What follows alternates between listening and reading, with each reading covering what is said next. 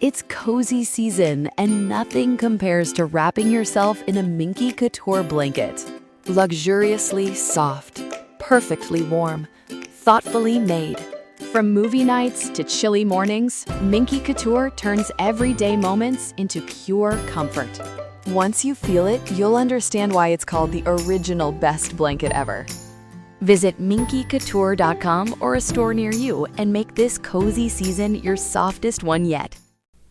Oh, what are you doing? I'll tell you what you're doing. You're listening to the Elder Scrolls Lorecast. Either you are, or I'll be skipping rope with your entrails. Ta-ta. This podcast is brought to you by our patrons at patreon.com/Elder Scrolls Lorecast. Robots Radio. Games. Lore. Stories. Community. Just press play.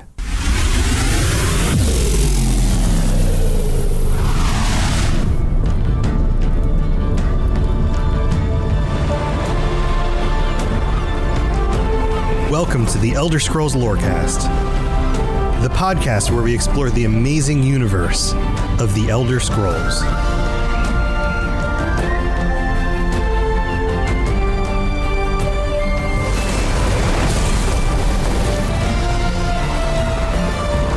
Adventurers! Welcome back to the Elder Scrolls Lorecast. This is your host, Tom, or Robots. I'm here with my other host, Lotus. Lotus of Doom. Lotus, hey, welcome back, man. How's it going?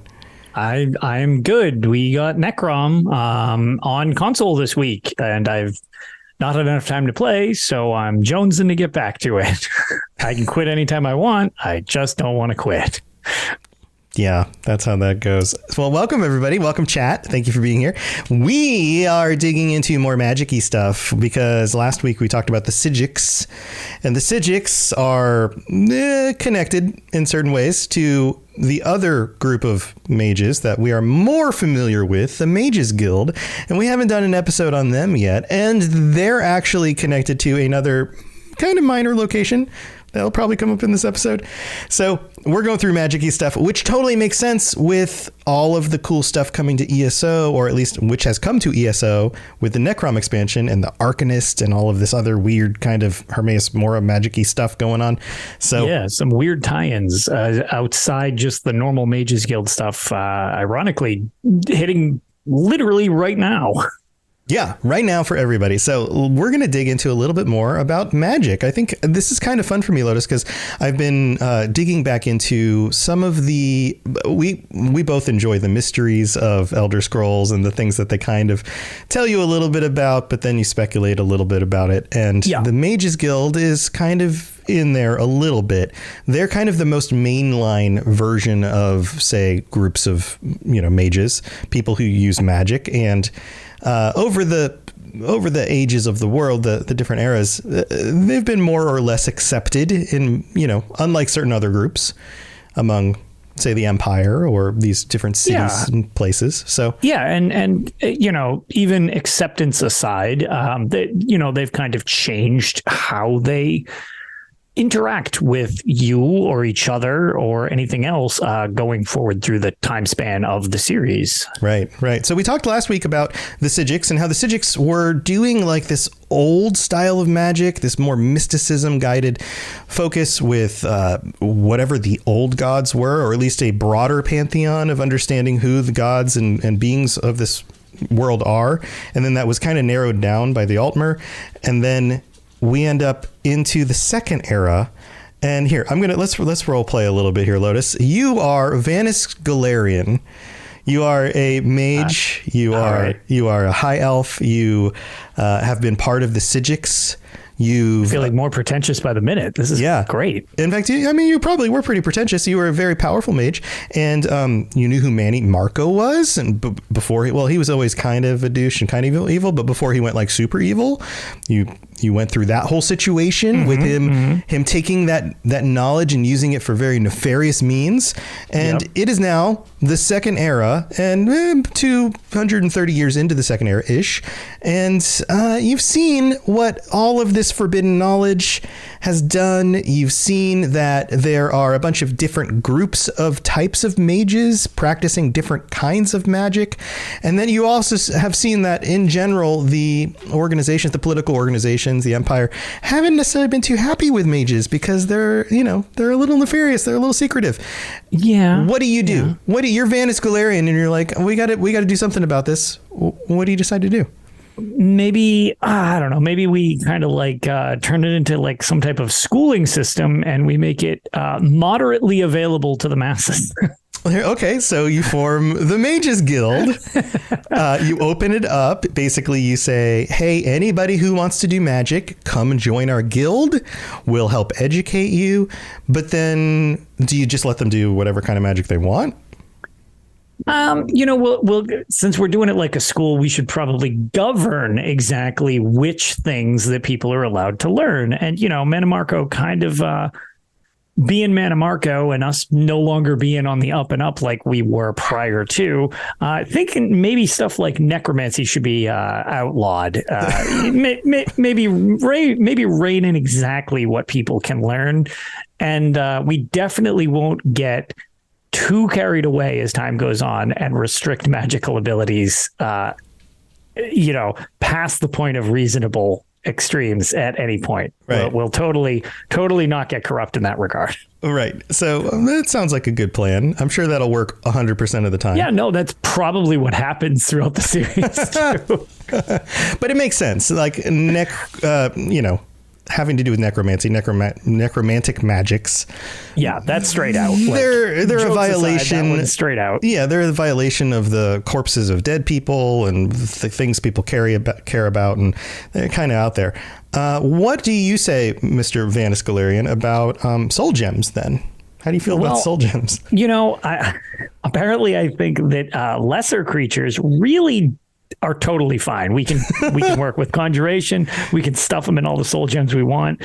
But, dealing with black soul gems is probably another no-go for us. Putting humans and elves. Maybe jamming races. other people or, I don't know, competition from your class in a soul gem is not going to be looked too kindly on. Okay. So we have some limitations here. That's what you're saying.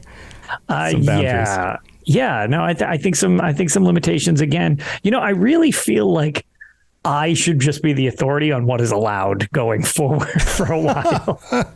Okay. All right. Well, it's interesting because Vanus lives a very long time. Mannimarco, extremely long. I mean, he's basically a lich at one point. So yeah, there's that. But here, let's get into that. Was actually a very good answer. Thank you, Vanus Galerian, for joining us. So here, let's dig into what the UESP article says. Words are hard. Nailed it. Nailing it.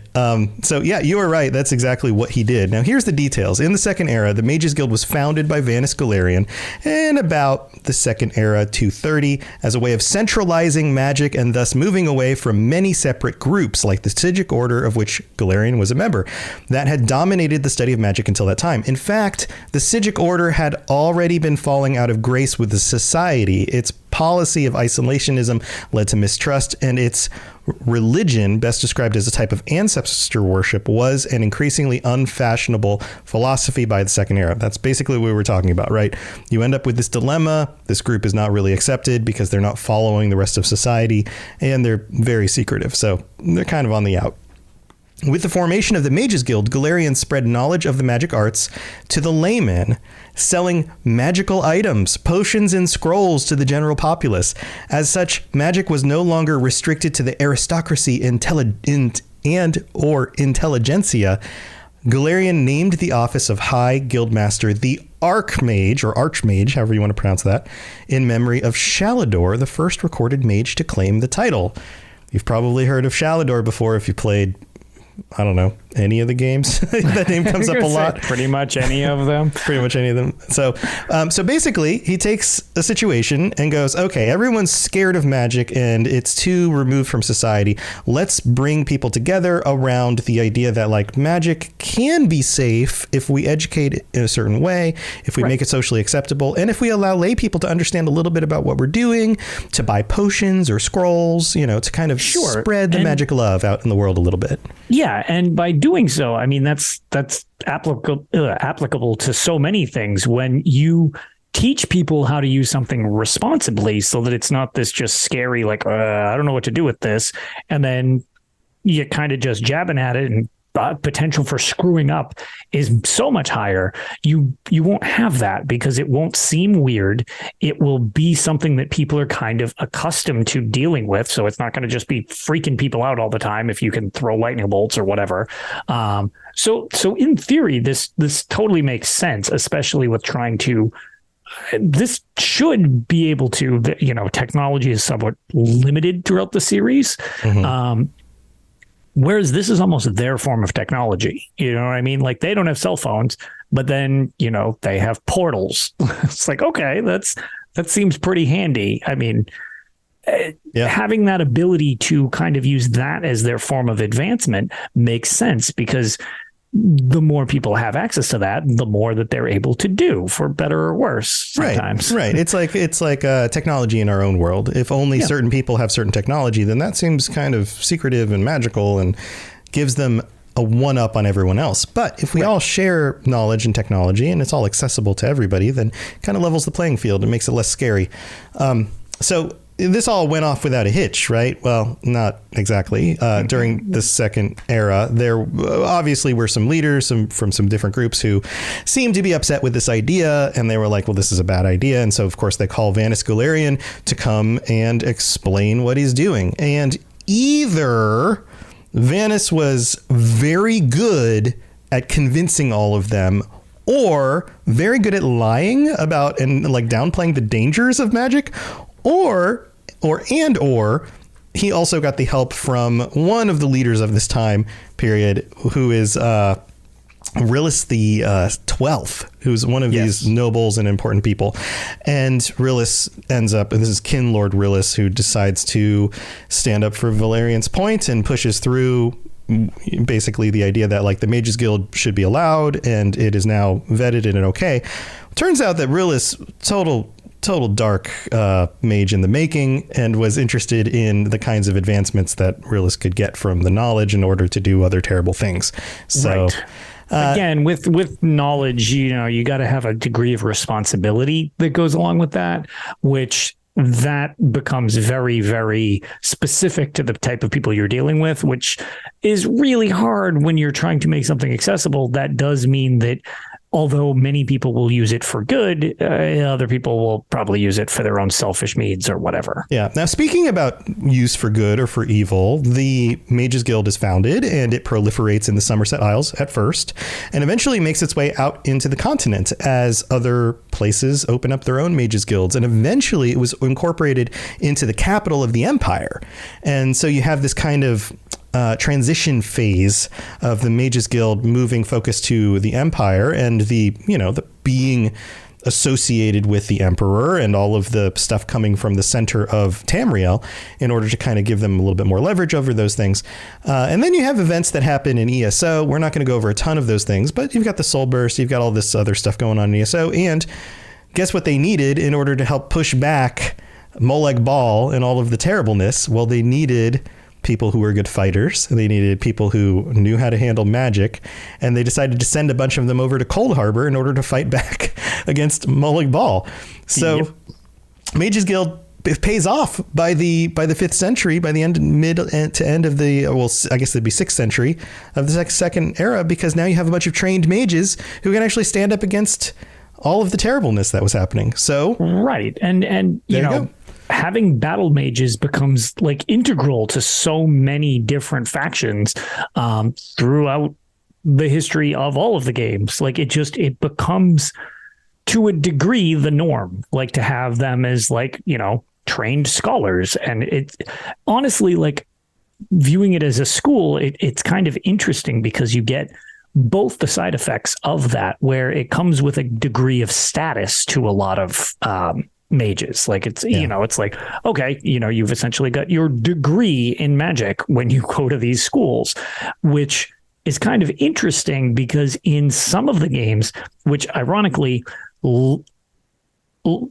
later in the series of the timeline, but earlier in the series numerically, like Arena and Daggerfall, the Mages Guild definitely come across as, it was still early in the series formation. They actually, since the Psijics really hadn't become fleshed out in the series, we had mentioned that there was kind of restricted to Skyrim and yeah, they show up in the text, but we didn't really get a view of them until Skyrim. Exactly. Yeah. So with the original formation of the Mages Guild in those earlier games, a lot of time, you kind of got a lot more influence of, they kind of have the traits of both of them, because when you accept quests for the Mages Guild, which I've actually been doing in my playthrough in Daggerfall, they treat you like total pond scum for quite a while. Right. You got to earn your way up.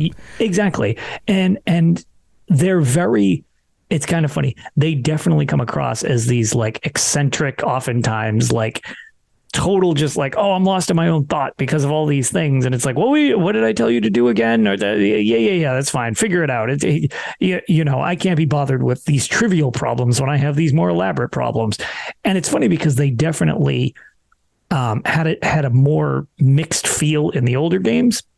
But then as they advanced in the series, it definitely seemed like it had a little more acceptance of like, okay, they got the split going. So it's like, okay, well, yes, the idea to them is, a little more accepting to the general population, at least most of the time, I think. Yeah. Now, and Rob the Princess makes a good point in chat. Because of the bringing together of certain types of magic into the Mages Guild, that also created a situation where they outlawed other ones, or the other types of magics just didn't get taught, didn't get spread, didn't get shared. If you're not teaching them, they kind of become lost, to his point. Right. Kind of like a language, right? Like if you define a certain language as the primary language of a culture, then eventually the other indigenous languages or other, minority variations on those languages eventually kind of go away. They fade into the background. Yeah. So things like, and Rob points out, shadow magic, reach magic, ancient Iliad rituals. We've gone over a number. I mean, the stuff the Psijics knew. There's a bunch of stuff out there that we see. Druidic magic. We get a lot of that stuff in the series. All of those things kind of fall outside the Mages Guild. And to jump off that and go into more of my domain of like the gameplay mechanics in general, it's kind of funny because for gameplay reasons, they've also changed the way schools are distributed. One game you'll have mysticism, but in another game you might not. Like the way they're classified changes based on what game you're playing, which is kind of interesting because the schools become this sort of nebulous thing of like what type of magic goes in what school, because it can be different from game to game. Yeah, it gets redefined. Era. So like the meta perspective is that they redefine it depending on how they want gameplay to work out in the games. Exactly. But the narrative inside the world is that the Mages Guild lasts for centuries and centuries and centuries. Sometimes they just reorganize in different ways or whatever. And the biggest one, obviously, being like with the Levitation Act, which is funny because it was, designed for logistical reasons of programming. Are we talking about in Morrowind? And from Morrowind to Oblivion? From Morrowind to Oblivion. From that point on, the Levitation Act was passed where you literally can't use levitation anymore. Like that spell needed to be taken out of the games because the way that you would load into cities was entirely different. Right. It breaks the games. Similar to game issues. Like so they made it part of the lore. Right. They literally was like, no more levitation. That can't be doing that. Right. Similar to like having flying mounts in like World of Warcraft or something. Like they have to design the zone so that it works for flying mounts, but then also the quest lines change. Like it makes questing so much easier if you just drop into the place you're supposed to go and you don't have to like fight your way through the path because you had to walk. Yeah, exactly. Yeah. So that plays out differently. So we move into like the third era, and now we have battle mages, which you mentioned, who are now integral to the Empire and their methods and all of that. Yep, you often have trained in the battle spire. Womp womp. There you go. Right. You have the reemergence of Mannimarco, the reemergence of restrictions on necromancy, the fact that some of the guild members turn to start worshiping Sanguine, which is interesting. But it just shows that over time, like these are groups of people The guild works fundamentally different as time moves on. Society changes and different kinds of people make different decisions. So you've got a lot of that stuff that goes on, and that's, in some of the games. And then we have the fourth era during the Oblivion Crisis, and then after, which leads into the fourth era. And the Mages Guild was dissolved due to strong anti-magic sentiment after the Oblivion Crisis. So that's why in Skyrim we have the College of Winterhold, and that's where you find all the magic-y stuff, but there's no Mages Guild. Right. And that's kind of where it becomes, I guess, when you want to look at it like in the most rudimentary way I can think of, it's like, okay, well, since the overall like network of like them is no longer a thing, so you could say that their accreditation is gone. you now just have this community college essentially that you're going to, where it's just like, yeah, well, we're kind of doing our own thing. We're out in the middle of nowhere. Yeah, barely hanging on the edge of the continent. Literally hanging on by a thread, like on a cliff edge. Yeah, like, right. And that's like, where you're going to study. And at that point, it's weird because like even still, that college is sort of feared again. Like you get an era that people are uneasy around them because it's regressed. Like it's like, okay, like it's not becoming the norm. And now people are starting to become cautious of what they might not know or understand again. Right. So that's the historical extent of it. The organizational structure is interesting too, because it's led by an archmage. And there's a council of mages made up of 6 archmagisters or archmagisters, one of whom is the archmage. And by the third era, the archmage and the council of mages were headquartered in the Arcane University in the Imperial City. The council decided important guild policies, such as its policy to use necromancy or not use necromancy. It administered recruitment, sales of spells at guild halls, enforcement of guild law, and the rules of guilds varied from locations to location. This is part of the variance that we were talking about. Some differences were more drastic than others. In addition, guild halls existed in most cities in Tamriel, each of which was run by a local guild magister, alternatively known as a hall magister. So you've got kind of these different rankings, right? And then below him were the master of, here we go, funny words, incunabula, alternatively called the high incunabulist, and the master of arms. The master of incunabula had a council of 2, the master of academia and the master of the scry. Scrying is a thing you could do in ESO, right? Right. The Master of Arms also had a council, the Master of Initiates, and the Palatinus, the leader of the local chapter of the Order of the Lamp. The Order of the Lamp were kind of the militarized part of the group that protected the Mages Guild. So you had kind of this hierarchy and all of these different levels and organization that set up the structures and all the different guild halls. So that's kind of how it all worked. You kind of, if you did this long enough, you would work yourself into a certain position, then you have a role in the guild, and then you might move up to the position above that, and eventually you might become Archmage. So that's the structure. That's how it works. And of course, everything went super swell all the time, and nobody was ever mad at the guild or banished them from the continent. Yeah, they definitely disbanded because they were just so tired of being successful. That was the reason. That was the reason. But, when the world gets attacked by Daedric Prince that opens portals all over the place, and you start becoming a little bit more scared about magic because the guy down the street can also summon Daedra to do his lawn. Right. And actually, one thing that is kind of a good point to just make a note of that Rob brought up.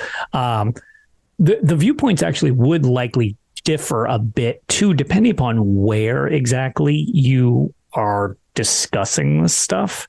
Right. Because again, some regions, what with Altmer specifically, they're much more naturally in tuned with Magicka. So it's probably like, since it's integrated so much more in their culture, even when, you have the Mages Guild disbanding or something like that, or whatever the case, it's probably still likely more common to find an acceptance of magicka. Yeah. Well, look at the Thalmor in those regions. Exactly. Yeah, with the Thalmor. Exactly. Like the Thalmor are all like most of those. Like you fight them, you come across them in Skyrim, and they start throwing fireballs at you. Like it totally makes sense. Like, but those mages of the Thalmor are probably not part of the Mages Guild, because the Mages Guild was dissolved, and the Thalmor probably don't want to divide their interests between a guild and managing their own rules and structure for I was going to say the Thalmor wanting to take any instruction from anyone except themselves is highly unlikely. Right.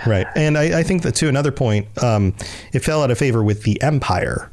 So the Empire in general, the culture of the Empire is like no more Mages Guild, but that doesn't mean that like somewhere like I don't know, High Rock, where again magic is a little bit more common among the populace, that they still aren't doing magic, but the organization itself probably still doesn't exist. It's not this centralized body that it used to be. Right. So there's all of that. All right. Well, that's kind of the history and the organization. We're going to take a break and thank our patrons. And when we get back, we're going to talk about some of the types of magic that are generally approved of and how they seem to be defined usually.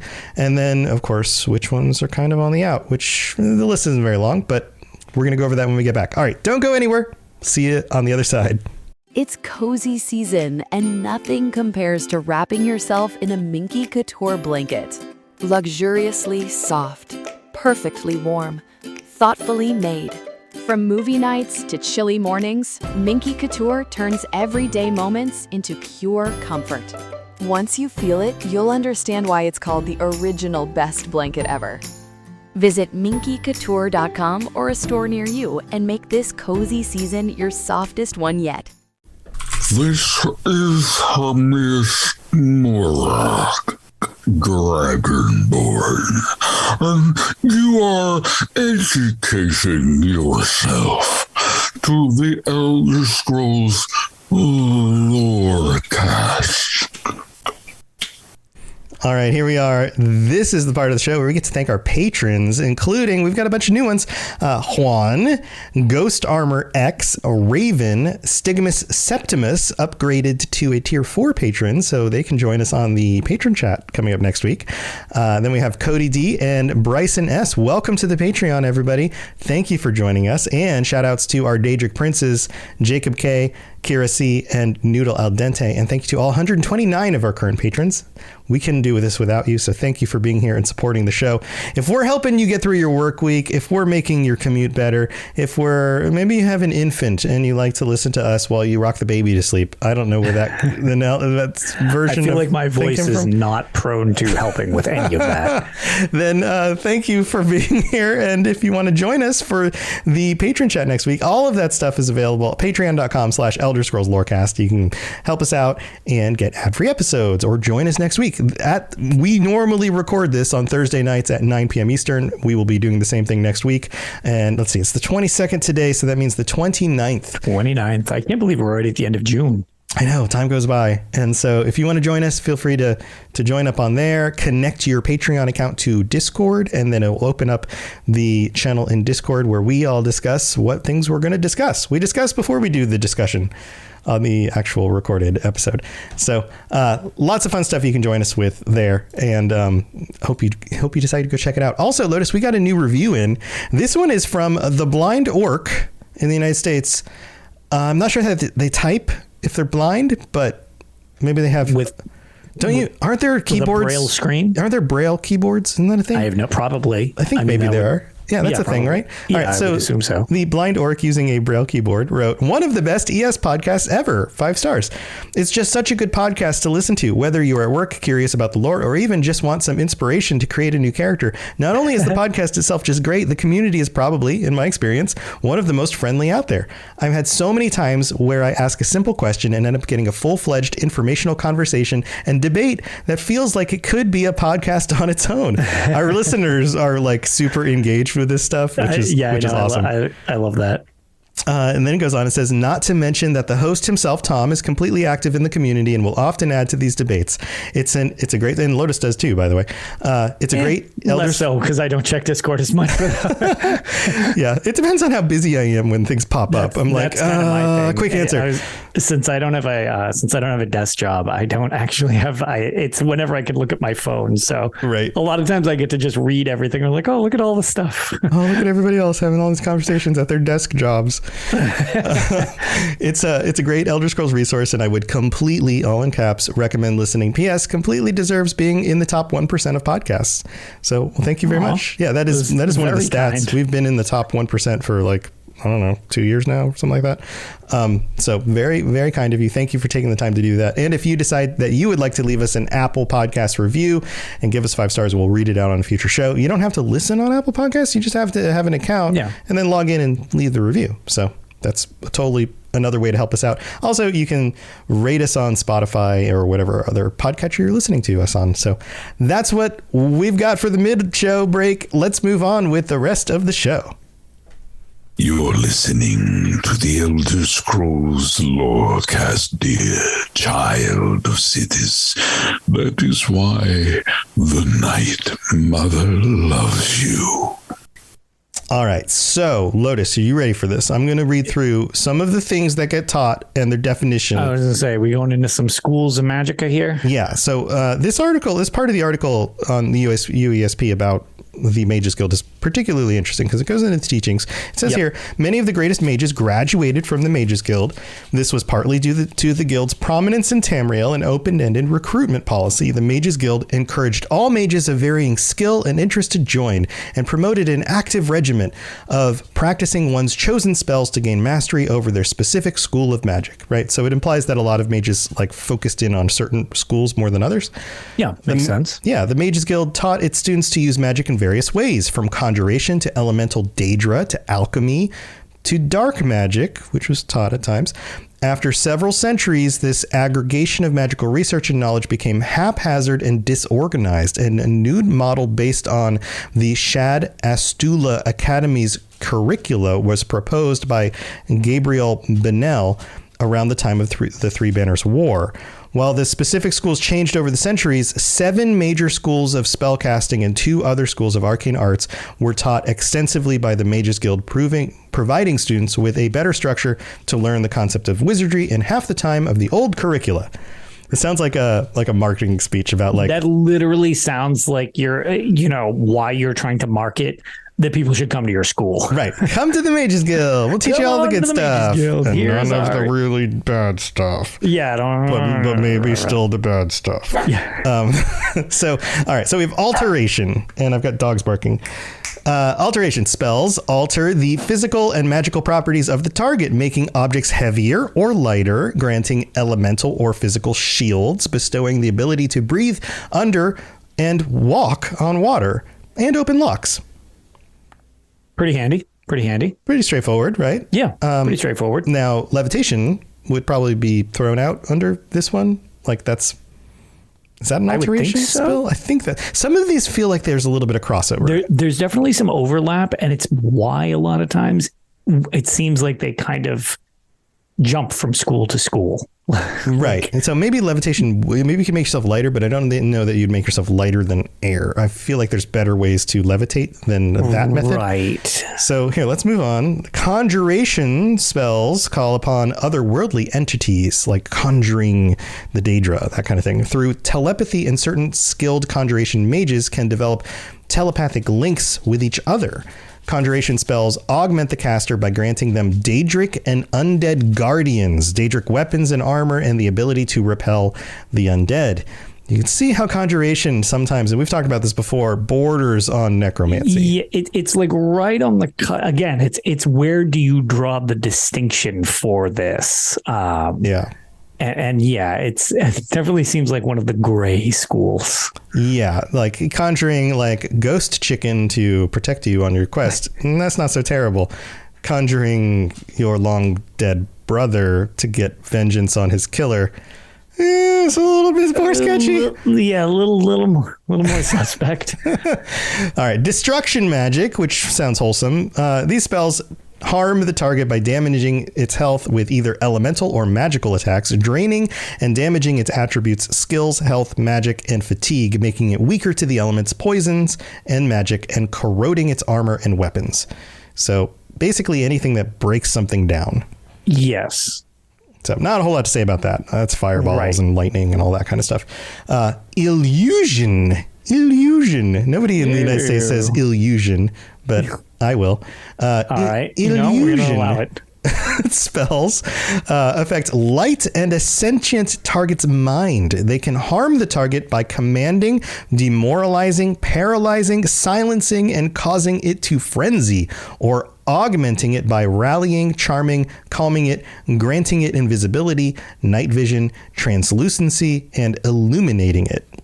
Yeah. So you like, yeah, I mean, at least in terms of like causing frenzy or demoralizing, it's like using, Twitter to have a debate or something like that. That would be a form of illusion. Right. Do you ever, okay, so a few thoughts here. Do you use the spells that like send enemies into frenzy when you play like Skyrim? Because I don't. I've tried doing it. I just never really. Some of my friends do. I've seen some of my friends do it before, and it seems like a really cool play style. But I am a very straightforward play style, so I tend not to. Mm-hmm. The only thing with illusion that I always do get a lot of use for is I don't like carrying torches. So I always tend to use illusion to see.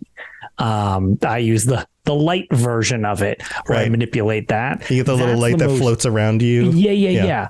Or recently in Daggerfall, it literally makes a candle that just floats in front of your screen and it just says your character's name on the candle because it's your summon. That's funny. That's funny. Yeah. But like, that's more of what I use it for. However, a lot of times illusion seems like you can do some cool stuff with it, especially if you like, if you're into conjuration, you can essentially conjure stuff and then frenzy people that then you have essentially more minions under your control because then they'll go attack your enemies theoretically, or you can cause people to chill out or whatnot. So it's definitely got some interesting play styles to it, none of which tend to be really something I use an awful lot, though. Right. So I also think that there's some really cool distinction here between alteration and illusion. Alteration is changing the thing itself. Right. So if you wanted to say, like maybe you got a glass ball and you want to make the glass ball shine light, that would be alteration because you're altering the way the glass ball affects light, right? Illusion affects the mind. Yeah, so you think that ball is producing light, right? But it's not actually. Right. So like maybe I want to convince everybody that this ball is shining light, but I'm not an alteration mage, but I can cast an illusion spell that convinces everybody's brains that thing's casting light. Correct. So it might as well be casting light, at least to the people who are witnessing. Exactly, because what they're seeing looks like that. So it's interesting. It's overlap, but in a different way overlap in what you can do with it, but done in different ways. Right. And it's basically mind magic. So that's just one of those distinctions that you don't think about very often, but that's actually what that is. Right. Then we have mysticism. This is one that shows up in some of the games. This one's a little more bizarre. Yeah, it's an obscure school, though its spells seem to manipulate magicka itself. With spells that bind the target's soul, this school is closely related to necromancy. Spells can augment the target by granting it the ability to detect life, reflect damage, absorb and reflect spells, or harm it by dispelling its magical effects and trapping its soul. Spells can also move objects through space with telekinesis. The nature of the school of mysticism is subject to much scholarly debate. So this one seems like one of those, it definitely treads a bunch of lines. Yeah. Like some of these abilities seem like they should be in other schools, but I have to wonder, mysticism being something that say the Psijics tapped into, that I wonder if mysticism actually is fundamentally a different type. It's not a school of magic. It's a different type of magic itself. And I'm making that distinction between, like, let's say alteration, destruction, illusion, conjuration, a lot of the ones we've talked about, they all use like ethereal power like the power that comes from Aetherius, right? Through like Yeah. the sun, like that source of magic. Let's call that traditional magicka. I feel Right. like those kinds of things are traditional spells because they use traditional magicka in order to cast. And although effectively in some of the games you use magicka to use mysticism spells as well, it's almost like there's a different source of a core source to either the method of creating the magic or the source of power for the magic that make it distinct and different, kind of like shadow magic, or Yeah. like that power is bestowed from somewhere else, if that makes sense. That's the I mean, Right. it's just a I don't have, this is not core lore, this is just No, it's a feeling I yeah, have.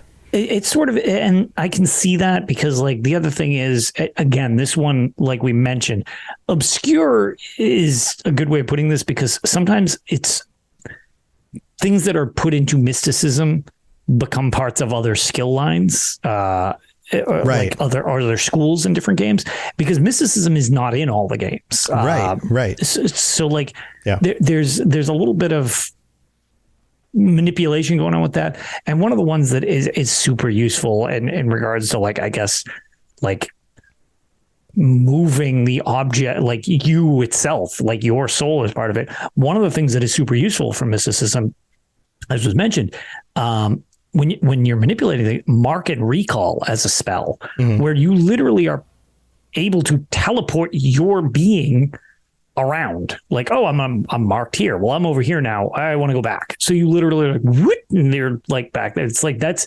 moving you physically, like, and your being back to a previous location, which is again kind of weird as opposed to like, this is, this light glows. It's like, okay, well, this is literally moving your person Right. and existence Right. around the world. It feels like a different like level of magic. Right. It's a different class in itself. So we've got mysticism, then we've got restoration, which grants the target, augments the target by restoring its health, attributes, stamina, and magicka, fortifying its health, attributes, skills, stamina, and magicka, granting its resistances to elements, magic, disease, paralysis, poison, and unenchanted weapons, curing it of disease, poison, and paralysis, or harm the target by absorbing its health, magicka, stamina, attributes, and skills. So basically, it's almost like if you really, really look at the detail of what's happening here, restoration is about funneling energy from one place to another or blocking the transmission of energy. Yeah. So like my Using health it in a is low. restorative Yeah, it's like, So I'm gonna heal this up. It's you.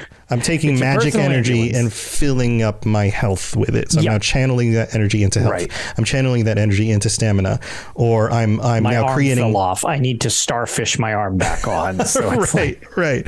Or I'm channeling that energy in order to block things that would be harmful to my health, Sure. like poison or something like that. Right. So it's basically manipulating energy as either filling what's not there, or fixing what's not there, or blocking the harm from something else, or exactly. or draining something else. So like, for example, curing an undead creature would be removing the undeadness from it. Right. So you got kind of that sort of thing going on too. Then we have thaumaturgy, which is a wonderful word. This does not change the appearance or structure of an object or force, but can manipulate laws temporarily. This allows thaumaturges to perform acts which can be achieved through brute force in other schools of magic, such as levitation, etherealness, detection, pacification, water walking, teleportation, summoning, and the manipulation of other magical forces.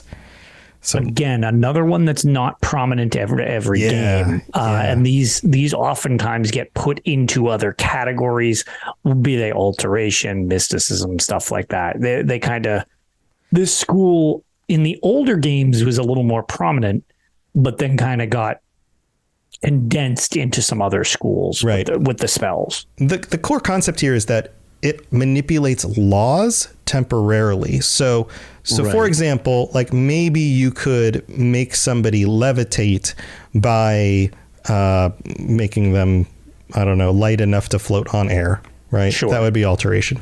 Or maybe you temporarily suspend gravity around them, and now they levitate. And then now it's right? thaumaturgy. That's the law of gravity, which has been suspended by thaumaturgy rather than alteration. So same effect, different way of going about it. Again, like we had mentioned otherwise, where it's sometimes the schools, you can obtain the same effect oftentimes through different means. Right. Just like in the real world, like absolutely, people are constantly, I mean, if you are coding right now, if you're somebody who codes any websites or video games or whatever, you will know there are multiple ways to get the same result through different methods.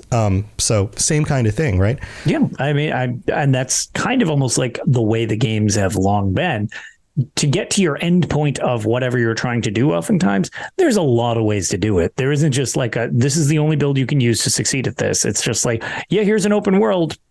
Just get there. And there's so many options. It's the beauty of the series. This is it's the beauty of everything everything Bethesda's it's just so main development open with so many options to get to your end result. Yeah, Starfield's going to be the same way, which I'm super excited about. Which, by the way, posted a new article. We got a new interview with Todd and a bunch of new information. Starfield Insider, if you want to go read it on a website. Starfield Lorecast, if you want to listen to it. A bunch of cool new info about how this kind of stuff is going to happen in Starfield. So, and not necessarily magic, but like the way that the world works and being able to go through your goal, go to your goal in multiple ways, right? Like all that kind of stuff. All right. So then two more. Alchemy is the act of mixing, boiling, and distilling various substances to obtain their chemo-magical properties and create potions and poisons. So this is the equivalent of chemistry in the world of Elder Scrolls. It's objectively chemistry, and it's just called alchemy, which is a parallel to the real world. A lot of times it was called alchemy, and right. Traditionally, alchemy was about trying to turn things into gold. Right. But the idea was kind of to, make a profit off it. But which I guess you could argue chemistry sort of does. Well, whatever. Sure. And then there's enchanting. Enchanting is the act of endowing objects with magical properties through the use of a soul, almost always with the use of a soul gem. The effects of enchanted apparel may augment the wearer, and the effects of enchanted weapons may harm the target. So so now we're getting into what powers this magic, and again, like, this is different. Like, enchanting is powered by soul magic. Restoration is empowered by magicka. Like, those are not the two same energy sources. They're different. No, and it's where things get a little dicey when it comes into what we'll be talking about in a minute, when what you're not supposed to be using, because it's specifically no.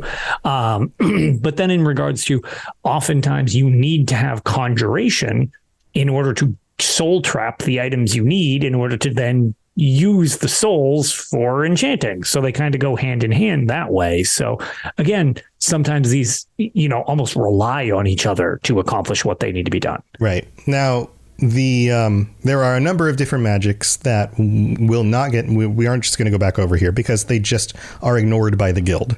Right? Yeah. Like a druidic magic and the Reachman and I mean, even the Thume or sword singing or hedge magic. Like, all of these are different types of magic, but they're not included in the Mages Guild. Often for different reasons. Some of them are more dangerous. Some of them are more specific to certain cultures that weren't there when the Mages Guild was founded and weren't necessarily part of the Empire. And for the most part, they're not usually they're not overtly like, no, you absolutely can't do this. It's just, we're not going to teach this.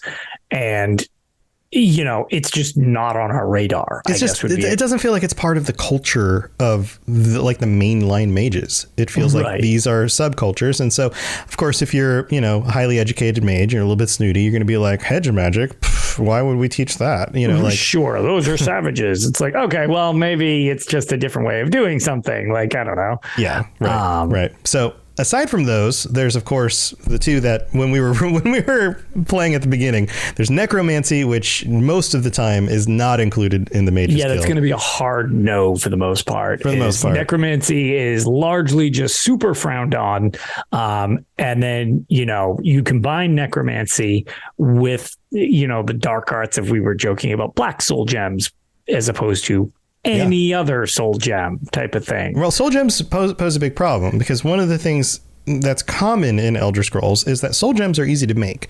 They're all over the place. They're harder to fill, but they're easier to make. So if you fill a soul gem using conjuration, and let's say you're a farmer and your pig dies, and you go, well, we don't want the pig to go to waste, so we're gonna eat the pig. Like the pig's gonna be trap its dinner soul for eternity, and I'm gonna power my lawnmower with it. Right, we're gonna make some other things out of the pig parts that are useful. We'll use the bones, we'll use the skin, like anybody in most of human history would have done, because most of us would have been farmers. You're gonna use everything that's available in some way. Well, the other part of the pig that's available to people in Tamriel is the pig's soul. And so you're going to trap it in a soul gem, or you'll go to the Mages Guild. You'll have one of the mages come out, trap it in a soul gem for you for a certain amount of money. Yeah. And now you've got a little battery that you can use to do whatever you wanted to do that needs soul magic in order to power it. Which is really screwed up when you think about it. Bringing Oinky to the, Mages Guild and then turning him into a battery for your, like I said, I don't know, your Dwemer lawnmower or whatever. It's like, okay, maybe let Oinky just rest. Right. So over time, most people were okay with this because it's a pig or whatever. But some mages were, the percentage of people in our own world that go, I'm not going to eat meat anymore because I don't like what that does to animals. Sure. We're probably going to have problems with white soul magic, right? Yeah. But there are people who are okay with that. The majority tend to be okay because the trade-off is so beneficial to society. This ability to use this magic to power stuff. But then come the black soul gems and the idea that you can, trap another person. Yeah.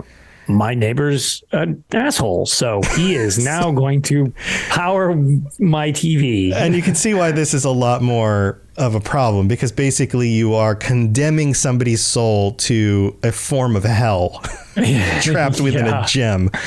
And that becomes a problem. In some cultures, it was more common to say like, oh, beast folk aren't really people, so we can use their souls. Right. But isn't the fact that all beast folk souls are black souls, just like humans or elves? Yeah. Isn't that proof that they're people? Isn't that literally showing that they're the same quality of soul when you're doing the I don't know, the checking in on hierarchy of soul quality? It's like you objectively are in the same grouping. Right. It doesn't matter if you put Larry down the street in the soul gem, or if you put, I can't think of a good Khajiit name. or Argonian licks his paws or whatever over here and put that, like, they're the same. Their souls work the same way. Yeah. So that becomes a problem, and of course they outlaw those. And so next time you're playing a game and you're like, oh cool, black soul gems, these are really powerful, think about whose mom is in there. Well, also, so the ironic thing, just from a gameplay standpoint, it is pretty amusing that a black soul gem has it's basically just grand quality. So it's the equivalent of just a grand soul gem. So it is kind of funny that it's just like, this one's just specific to you get squished into this one where you wouldn't get squished into a standard grand soul gem, but the quality of the soul is technically the same in game. Right. So yeah, there's some fuzzy edges on the stuff, but So this is cool because there's a document called Guild Memo on Soul Trapping by Vannis Galarian, and we're going to wrap up this episode with this. From Vannis Galarian, Archmagister Emeritus. If you pay attention to the popular fads and fashions of spellcasting in your guild halls, you have doubtless noticed the recent resurge of interest in the discipline of soul trapping. Unlike most of the passing fancies that come and go among the magical fraternity, I consider this particular vogue alarming and dangerous. There are reasons why soul trapping has never been a part of the core curriculum of the Mages Guild. Taught to only the most experienced and dependable wizards, and then only for certain specific uses. First of all, it is technically a subset of necromancy, and on that basis alone, it should be abhorred. Except, as mentioned, for certain special cases, and then only under controlled conditions. Second, it is a magical technology that practically invites abuse, especially when employed to trap the souls of sentient mortals. It is the sort of arcane practice that the public fears most and is likely to result in local bans on the organized teaching of magic. And if that happens, all our work in establishing the guild will have been in vain. The fact that soul trapping is now common knowledge among Tamriel's magery, to the point where so-called mystics sell soul gems of various sizes in every market and bazaar, is a problem that can be laid squarely the feat of the iniquitous Manimarco and his Order of the Black Worm. It is all part of his program to make necromancy seem commonplace and almost harmless. In some parts of Tamriel, notably Cyrodiil, the vile practice of necromancy has even become accepted as a valid and legally tolerated magical discipline, while our old mentor Aikisis probably would have to say about what he would have to say about this pernicious development. I hate to think, but what are we to do about it? I have been given the matter some hard thought in between rooting out cells of the ever-burgeoning worm cult, and I think at this point the only way to gain control over soul trapping is to co-opt the practice. Therefore, I propose the Mages Guild codify and systematize the various soul trapping magics into a common grimoire of a few reliable spells, and then teach our members that these, and only these, are the legal and authorized methods for soul trapping. Furthermore, I propose that for the purposes of soul trapping, we categorize all souls into two classes: the legal, or white souls, those smaller essences that are captured from beasts and animals, and illegal, or black souls, which are derived from sentient mortals. And we will teach only those spells that can capture white souls, forbidding our students to use the larger soul gems on sentients.